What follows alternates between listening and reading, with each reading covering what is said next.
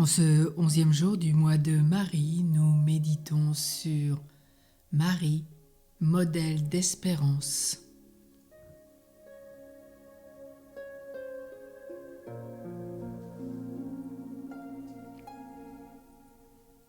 Elle est tout d'abord la mère de l'espérance. L'espérance naît de la foi, nous dit saint Augustin. Comme Marie possédait toutes les qualités de la foi, elle eut aussi le don d'une espérance parfaite. Les épreuves où il plut à la divine providence de la faire passer furent grandes et terribles, car sa vie entière ne fut qu'un long et douloureux martyre. Et cependant, au milieu des plus grandes tortures, sa confiance en Dieu fut toujours inébranlable. Plus encore qu'Abraham, elle a espéré contre toute espérance. Appuyée sur la bonté divine, elle ne consentit jamais à la moindre pensée de découragement, ni dans la grotte de Bethléem, ni dans la fuite en Égypte, ni au milieu des angoisses du calvaire. Elle fut résignée et accepta, au sein des périls, calme dans les fatigues, forte dans les douleurs, parce qu'elle avait la ferme espérance que Dieu était son soutien et son consolateur. Souvent, elle redisait dans son cœur : « C'est ma joie de rester attachée au Seigneur et de mettre toute ma confiance en sa bonté. Même s'il lui plaisait de m'immoler avec mon Fils, je ne cesserai pas d'espérer en lui. » Après l'Ascension, Marie, par la force de son espérance aux promesses de Jésus-Christ, affermissait la foi des disciples, fortifiait le courage des martyrs et soutenait l'Église naissante dans ses luttes et ses combats. Voilà pourquoi, après l'avoir nommée notre vie, notre douceur, nous l'appelons aussi notre espérance, spes nostra, que nous avons prié dans le Salve Regina. Voilà pourquoi l'Église la nomme la mère de la Sainte Espérance. La religion qui a fait de l'espérance une vertu est une religion divine. Oui, divine, car l'espérance est nécessaire à tous les pauvres pèlerins de la terre. Saint Paul nous dit : c'est elle qui a sauvé le monde. Sans elle, les cœurs ne peuvent pas vivre. Espérez donc en un Dieu bon, votre propre Père, qui peut et qui veut vous rendre éternellement heureux. Espérez en Jésus votre Sauveur, votre frère, qui vous offre ici-bas ses mérites, et là-haut un poids immense de gloire. Espérez en Marie, votre mère, la plus puissante et la meilleure des mères, qui conduit tous ses enfants au ciel.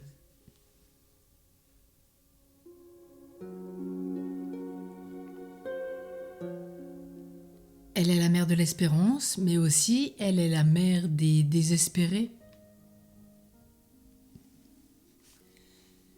Quelle est à plaindre l'âme pécheresse qui, après avoir bu l'iniquité comme l'eau et avoir roulé d'abîme en abîme, a fini par tomber dans le découragement et le désespoir. Le désespoir, c'est le bourreau du cœur, c'est l'horrible crime de Caïn et de Judas. Où trouver alors quelques lueurs d'espérance ? Rassurons-nous.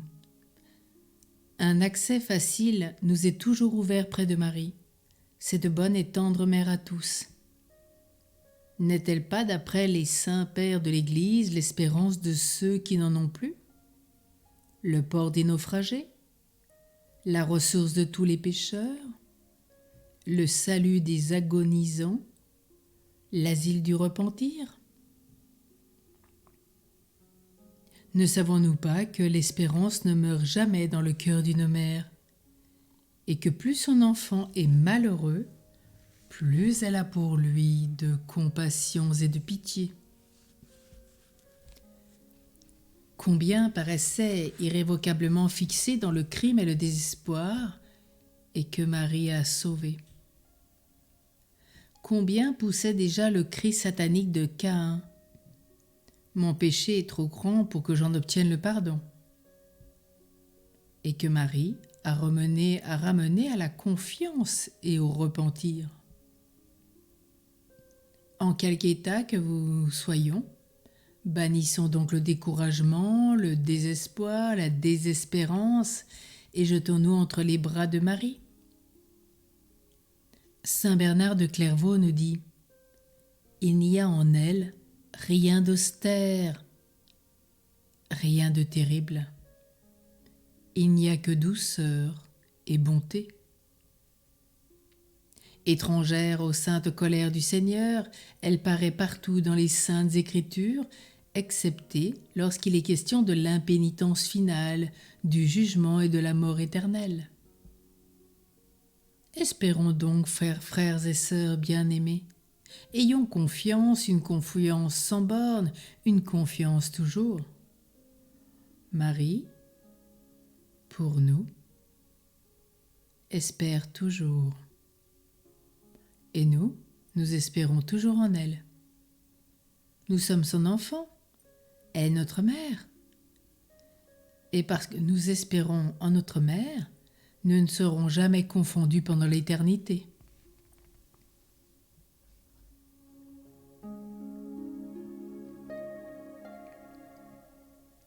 L'exemple de ce jour.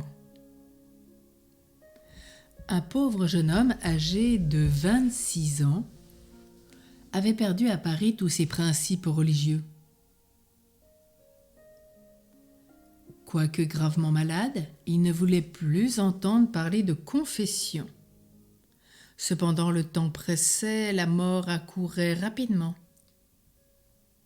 Sa mère priait et pleurait. « Puisque tu ne veux pas te confesser, lui dit un de ses amis plus sage que lui, permets-moi de t'offrir une image de la Sainte Vierge. J'espère qu'elle te portera bonheur, grâce. » Le mourant accepte cette image. Il la regarde attentivement et demeure silencieux. Puis la retournant, il s'arrête sur ce mot de saint Éphrem. Marie est l'espérance des désespérés. Il pousse un profond soupir et s'écrie. Oui, bonne Vierge, tu es vraiment l'espérance des désespérés. Qui donc est plus désespéré que moi ? Je suis désespéré parce que je vais paraître devant Dieu, que j'ai tant offensé, parce que ma vie tout entière n'a été qu'un tissu de misère. Marie, mon unique espoir, mon unique refuge, aie pitié de ma pauvre âme et sauve-moi du désespoir, de la désespérance. Il pleurait abondamment. Le miracle était opéré. Un prêtre est introduit près du malade, il le confesse, et ce cruel désespoir fait place à la douce espérance.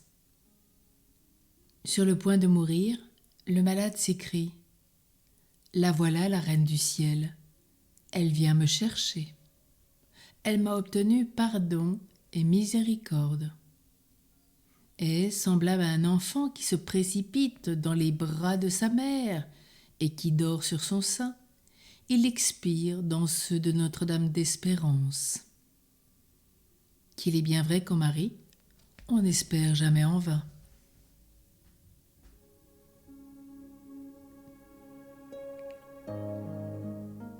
Prions. Vierge Immaculée, Mère de la Sainte Espérance, obtiens-nous cette précieuse vertu qui ne vous a jamais abandonnée. Alors nous serons forts dans les dangers, patients dans l'adversité, vaillants dans les combats, et toujours nous pourrons dire avec le psalmiste « Seigneur, j'ai confiance en toi et je ne serai jamais confondu. »